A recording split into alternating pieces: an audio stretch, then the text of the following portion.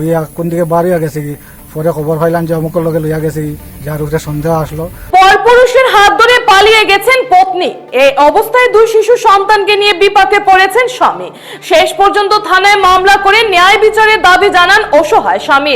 ঘটনাটি ঘটেছে কচুদরম থানা এলাকার পূর্ব ধলের মোহনখাল রামমানিকপুর জিপির নাগাখাল গ্রামে।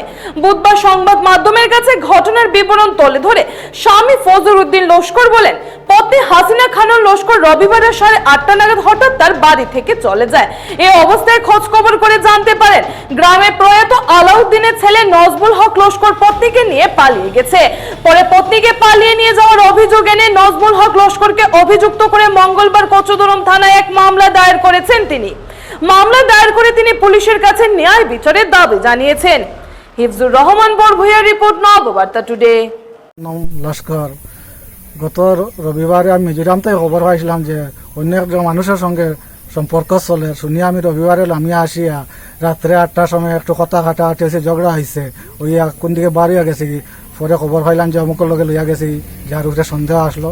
পরের দিন সোমবারে গিয়ে আমি কচুদরম থানার মধ্যে একটা FIR দায়ের করছি আমার ন্যায় বিচার হওয়ার জন্য।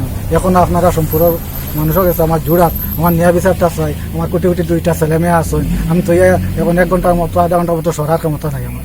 হাসিনা খানম লস্কর, তার নাম হইল নজমুল হক লস্কর, বাড়ি নাগাখাল, নাগাল মনকাল ফকির বাজারের সুবিহানো। আমি জানছি আমার বাড়িতে ফার্স্ট নিউ তো ওদিকে যাওয়া দিকে আর পরে শুনছি সম্পর্ক হয়েছে।